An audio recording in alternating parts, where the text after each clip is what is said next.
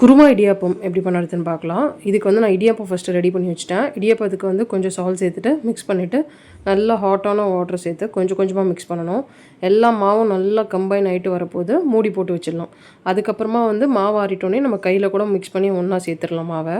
குருமாவுக்கு வந்து நான் கொஞ்சம் இஞ்சி பூண்டு பேஸ்ட் ரெடி பண்ணி வச்சுட்டேன். ஒரு வெங்காயம், நிறைய வெஜிடபிள்ஸ் உங்களுக்கு வேணுமோ எடுத்துக்கலாம். அதுக்கப்புறமா நான் ஒரு குக்கரில் ஸ்பைசஸ் எல்லாம் சேர்த்துட்டு கொஞ்சோண்டு சோம்பு சேர்த்துருக்கேன். அதுக்கப்புறம் வெங்காயம் சேர்த்துட்டு நல்லா வதங்கணும். வெங்காயம் வதங்கினதுக்கப்புறமா இஞ்சி பூண்டு பேஸ்ட் வதங்கினதுக்கப்புறமா நான் கட் பண்ணி வச்சுருக்கேன் தக்காளி எல்லா வெஜிடபிள்ஸும் சேர்த்துட்டேன். ஏன்னா குக்கர்லேயே வந்து தக்காளியும் குக் ஆகிடும். அதுக்கப்புறம் மசாலா கொஞ்சம் மஞ்சத்தூள், குழம்புத்தூள், அதுக்கப்புறமா தனியாத்தூள் சேர்த்துருக்கேன்.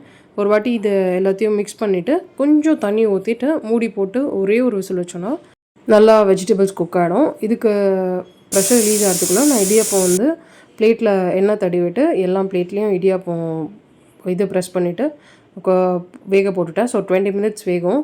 ஒன்ஸ் ப்ரெஷர் ரிலீஸ் ஆகிட்டோன்னே நம்ம ஸ்டவ்வில் வச்சுட்டு மறுபடியும் ஆன் பண்ணிவிட்டு நான் தேங்காய் பால் சேர்த்துட்டு தேவையான அளவு கல் உப்பு சேர்த்துட்டு கொத்தமல்லி சேர்த்துட்டு ஒரே ஒரு கொதி வர வச்சோன்னா குருமா ரெடி. ஸோ இது கொஞ்சம் தண்ணியாக தான் இருக்கும். ஆனால் இடியாப்பத்துக்கு சாப்பிட ரொம்ப நல்லாயிருக்கும். திக்காக வேணும்னா கொஞ்சம் தேங்காயும் சேர்த்து அரைச்சி சேர்த்திங்கன்னா திக்காக இருக்கும் குருமா.